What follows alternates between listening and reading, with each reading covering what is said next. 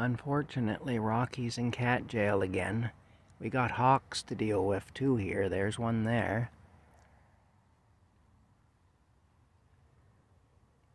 Oh, I don't know, I missed him, but he flew across here. I don't think I picked him up. He was on the barn roof. Then he flew across here. But we have hawks to deal with here too. And there's a fisher in the woods. The fisher killed Rocky's sister, Muella. The second night we were here. She's buried here. I normally have her bowl on top of her grave, but I put a piece of brick on top of it to mark it for now. But yeah, there's things in these woods that could kill him. And so I'm pretty leery of him going back there. And he's got a pretty good sense of danger. Like when the hawks are out, he knows to go in underneath something so they can't pick him up and carry him away. But yeah, I'm pretty sure they're watching him though, and that concerns me. Anyway, it's a beautiful day today, and yeah, and we'll see what happens, I guess. I hate keeping Rocky inside. I really do. Plus, every time I gotta come and go from the camper, I gotta deal with him trying to come out. So I'm trying to carry things in and out of the camper if I'm cooking or anything, and I have to carry utensils and food and everything out, and pots and pans and things, and food, you know, and then he's there trying to get out. Or if I'm anything at all I need to bring out or into the camper, I gotta deal with that. And so I mean, it's a pain in the rear end, really. But it has to be that way. And it'll be for today. Tomorrow I'll let him out again, and he'll probably try to go into the woods again. And when he does that, I'll put him back in the camper. And we'll probably do that 4 or 5 or 6 times.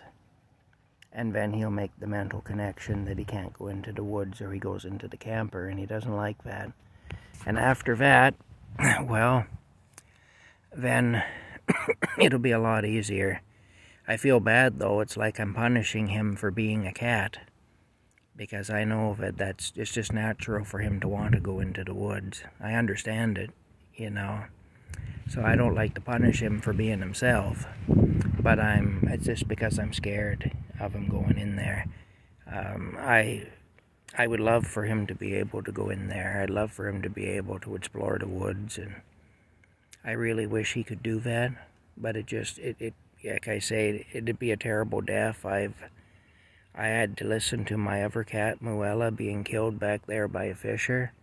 And then I spent the next day beating my way through thorn bushes and everything, looking for her dead body, which I eventually found. And she had been decapitated. I brought her back here and buried her. I never did find her head. So, yeah, and apparently fishers do that. They take the head off and they drink the blood. That's what they do.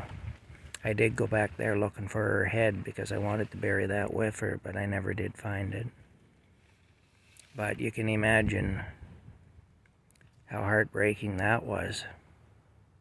And I knew she was dead. I heard her dying, you know, the night before. 11:30 at night, I heard her dying. She'd wandered off from here and went into the woods. And she never came home. Anyway, that's the thing. We were living in this tent at the time. Didn't have the camper yet. Muella never saw the camper. But anyway, that's where we're at. That's why I'm doing what I'm doing. I'm awful sad about it. It makes me sad every year when I have to do this. But I'm going to do it because it isn't about me being sad. It's about keeping Rocky alive. Once he learns his lesson, I won't have to do it anymore until next year, and hopefully he'll still be here next year. You know, hopefully we'll survive next winter together too. And you know, in a way, I guess it's a privilege to go through this ordeal, especially after what happened on Sunday. Hear a bird over there. Especially after what happened on Sunday, you know.